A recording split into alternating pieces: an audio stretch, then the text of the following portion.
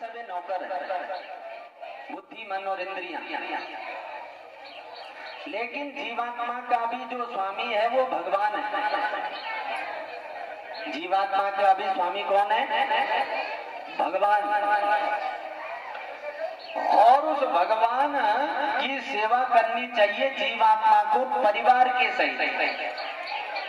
यानी जीवात्मा का परिवार है ये 5 कर्मेंद्रिय, यानी कान, आंख, मुंह, नाक, हाथ, पांव, जननेन्द्रिय, उपस्थ, ये सब क्या है? 5 ज्ञान की इंद्रियां हैं और 5 कर्म की इंद्रियां। तो कान का विषय क्या है? शब्द। त्वचा का विषय क्या है? स्पर्श। आंख का विषय रूप, जीभ का विषय रस और नाक का विषय है गंध। तो हम इन 5 ज्ञानेंद्रियों से और 5 कर्मेंद्रियों से जीवात्मा के साथ मिलकर के उस भगवान की सेवा करें। किसकी? कृष्ण की सेवा। मतलब एक तो ठाकुर जी की सेवा हम लोग करते हो, बाल कृष्ण भगवान लड्डू गोपाल को सबने घर पे पधरा रखा है और उनको रोज गंगा जल से, दूध से, दही से, घी से, शहद से, शक्कर से स्नान कराते हो, जैसे आजकल पूजा में रोज करते, दुबे जी भी करते। और सुंदर उनको शुद्ध जल से स्नान करके उनको वस्त्राभूषण आदि पहनाते हो, यज्ञोपवीत आदि चंदन वगैरह करते हो, पुष्प माला वगैरह पहनाते हो, धूप अगरबत्ती दिखाते हो, भोग लगाते हो। ये भी सगुण ब्रह्म की प्रत्यक्ष उपासना है। लेकिन ये सब करते समय भक्ति का एक अर्थ है भक्तिर भागो। भक्ति का एक अर्थ क्या है? यानी भगवान के भाग बने। यदि ये सब करते समय हमारा शरीर तो पूजा में है, लेकिन मन यदि हमारा कहीं और है, हम भगवान के भाग नहीं। और मन नहीं है कीर्तन में, मन तो विचार कर रहा है कि मुझे तो बाजार में जाना था, सब्जी लेके आना था। तो सारा खेल मन से होगा। तो बोले भक्तिर भागो, यानी भगवान का भाग बने। भाग मैंने मन का अटैचमेंट। कैसे ही हो, यदि मन का अटैचमेंट हो जाए, कृष्ण से मन जुड़ जाएगा तुम्हारा, तो समझ लो हमारी कथा सफल।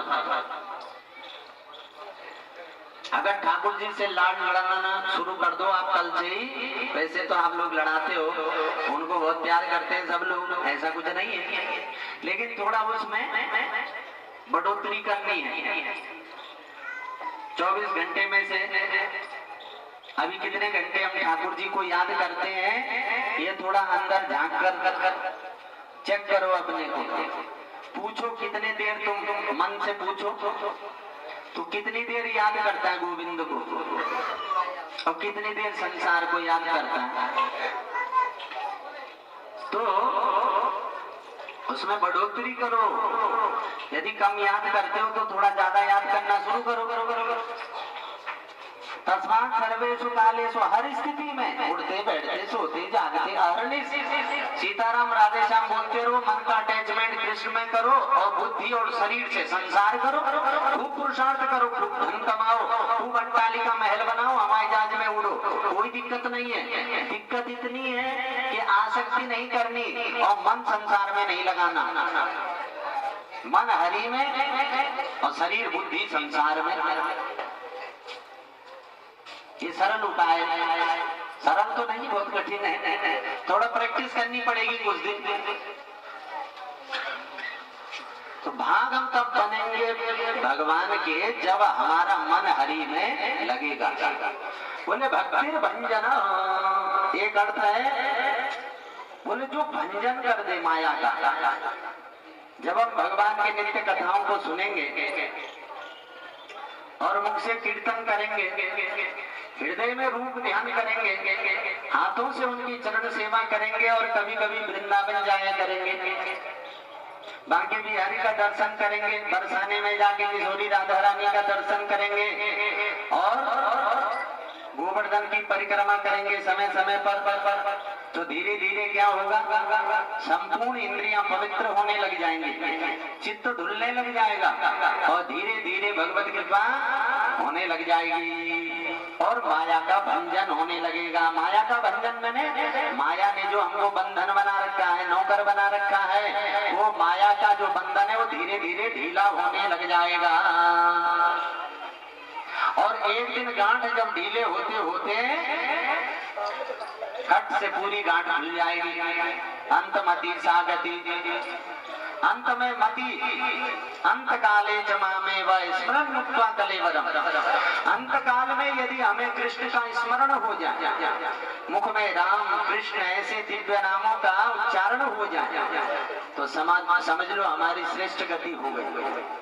तीन प्रकार की गति होती है जीव की, एक होती है ऊर्ध्व गति, एक होती है मध्य गति और एक होती है अधोगति। यानी अंत समय पर किसी के प्राण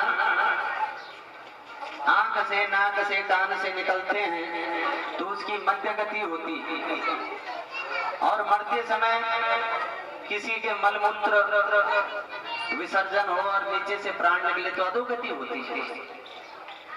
तो यदि हम चाहते हैं हमारा कल्याण हो, ऊर्ध्व गति बड़े बड़े ऋषि मुनियों की होती है, अपने ब्रह्मांड को फोड़कर वो अपने आत्मा को परमात्मा में विलीन करते हैं। लेकिन हमें कोई योगी नहीं बनना है, एक होता हठ योग, एक होता राजयोग। हमको हठ योग नहीं करना, हमको तो राजयोग में चलना है। राजयोग कैसे?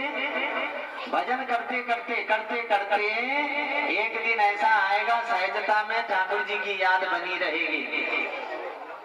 कोई प्रयास नहीं कर रहे फिर भी मन में गोविंद की मंद मंद मीठी मीठी स्मृति बनी हुई है और सब काम हम अपना कर रहे हैं। तो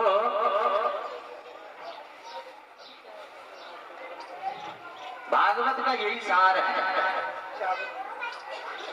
कि भगवान के नाम रूप गुण लीला धाम का हम चिंतन करें।